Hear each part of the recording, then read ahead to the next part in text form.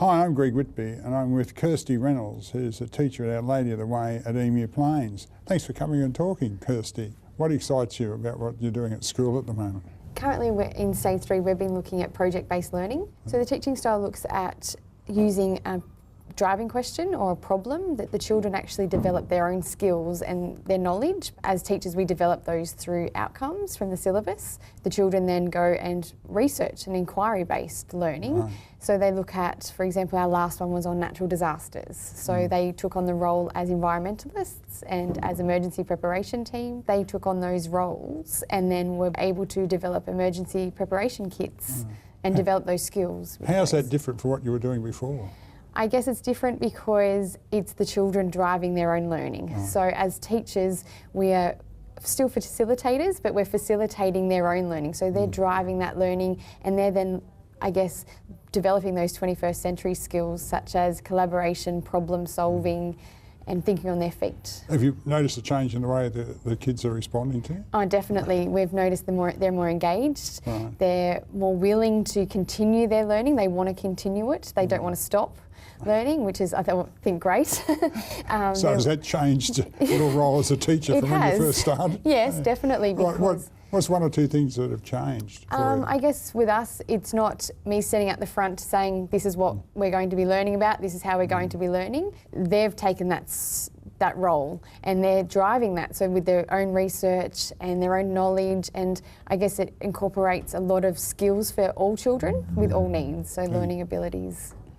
Did you find it difficult to make the transition? I did probably the first time because it's that letting go and you just want to make sure that they're all on the same page, but then after you see the engagement and them coming to you and saying, oh, you give us some feedback on that, or can you tell us where to go now, or, you know, up to those different things. How do you as a teacher let go?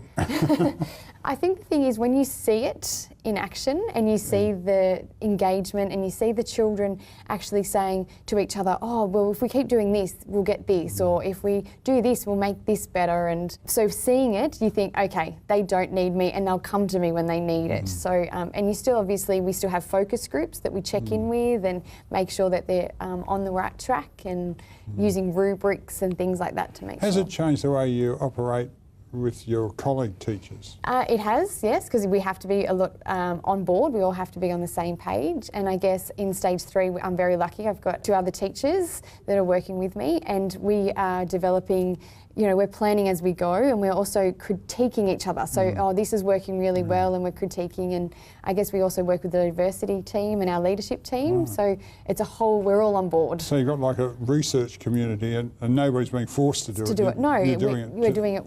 We're wanting to do it, and we're even now we're already looking at what's the next project going to be, and how we can, you know, better ourselves with it. And I guess the biggest thing, we're asking the kids for feedback too. So we're saying, oh, what do you think we need to do differently? And so you've got student voice in there as well. Definitely. You sound excited by doing this. It seems to me there's a lot of extra work. It is, but it's worth it. I think what we've seen from the beginning of the term to the end of the term, we've seen students grow in confidence, their collaboration skills. We had children that didn't want to work with a group or, you know, wanted to be independent. We've seen them grow and develop their own strengths and realise that they can do different things. What piece of advice would you give to your colleagues who may be reticent to sort of think about changing their current practice?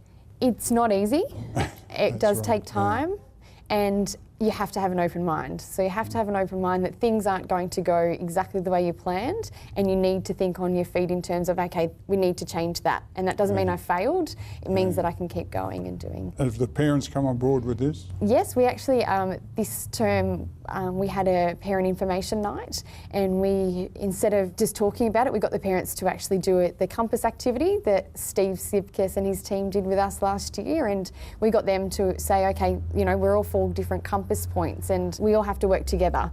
And even if we might not want it colour coded, or we may not like, you know, we want to jump in and get things started, we have to work together, and that's what we're trying to develop. You make it sound simple, but it's obviously very, very complex because you've got to learn the work, don't you? You do, you have to learn. And I think it's a lot of learning as you go.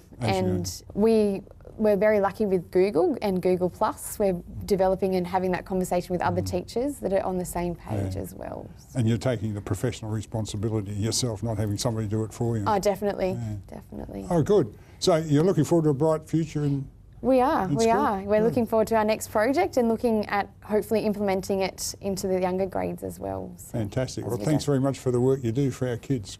Thank Kirsty, a you. pleasure to meet you. Thank you, Greg.